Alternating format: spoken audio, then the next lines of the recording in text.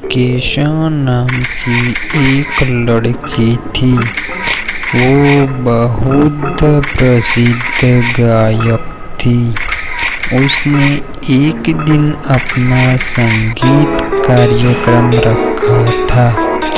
उसने कॉन्सर्ट में सुंदर गाने गाए और फिर अपने कमरे के लिए रवाना हो गई।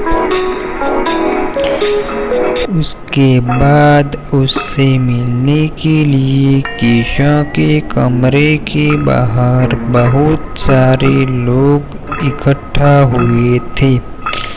जब लोग इकट्ठा हुए थे तो केशा ने उनको मिलने के लिए एक एक को अंदर बुलाया।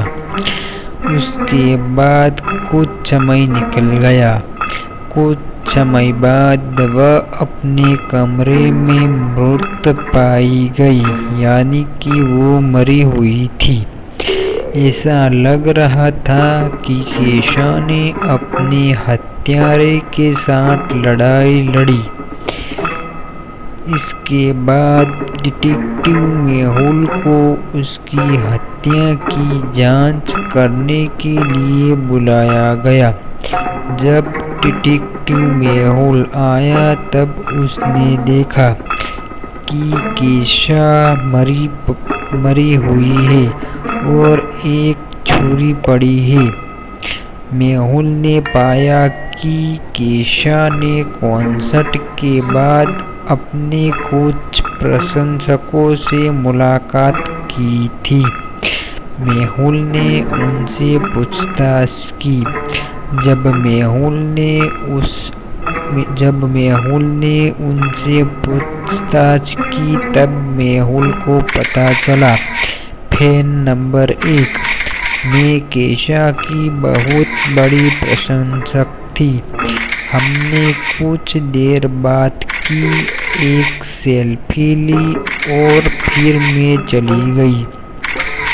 डिटेक्टिव मेहुल ने दूसरे फैन को बुलाया और पूछताछ शुरू की।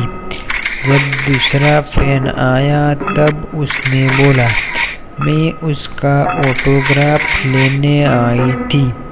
मेरी बेटी उससे प्यार करती है। मैंने अपनी बेटी के लिए उसके साथ एक तस्वीर भी ली है। उसके अलावा मैंने कुछ भी नहीं किया। जब तीसरा फैन आया तो डिटेक्टिव मेहुल को बताया गया कि मैंने बस केशा का ऑटोग्राफ लिया है, एक सेल्फी ली और फिर मैं चला गया। डिटेक्टिव मेहुल सोच रहा था कि इन तीनों में से किसने केशा की हत्या की होगी। कुछ समय सोचने के बाद डिटेक्टिव मेहुल को लग रहा था कि फैन नंबर 3 ही है जो केशा की हत्यारा है। उसने ये अनुमान लगाया क्योंकि फैन नंबर 3 के सिर पर एक घाव था।